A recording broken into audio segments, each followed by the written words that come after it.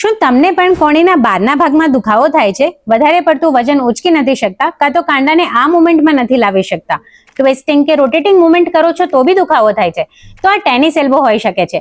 Tennis elbow એટલે કે lateral એપિકોન્ડાઇલાઇટિસ એટલે કોણીના બહારના ભાગના સ્નાયુમાં સ્ટ્રેસ પડવાથી વધારે પડતો થતો દુખાવો. વારંવાર એક જ હાથથી વધારે વજન ઉચકવું, એના ઉપર રેપિટેટિવ મુવમેન્ટ આવવાથી, કાં તો ટ્વિસ્ટિંગ કાં તો કોઈ બી ઝરકી મુવમેન્ટ કરવાથી ટેનિસ એલ્બો થઈ શકે છે. ફિમેલ્સમાં વધારે જોવા મળે છે બીકોઝ હાર્મોનલ ઇમ્બેલેન્સના લીધે લિગામેન્ટ લેક્સિટી થતી હોય છે, જેના લીધે ટેનિસ એલ્બો થવાની શક્યતા ખૂબ વધી જાય છે. ટેનિસ એલ્બો ઇનિશિયલ સ્ટેજમાં જો હોય તો તમે એને બરફથી અંદરના મસલ્સનો થતો ઇન્ફ્લામેશન ઓછો કરી શકો છો, કાં તો ટેનિસ એલ્બો બેલ્ટ પહેરીને ઘરનું કોઈ બી કામ કરી શકો છો.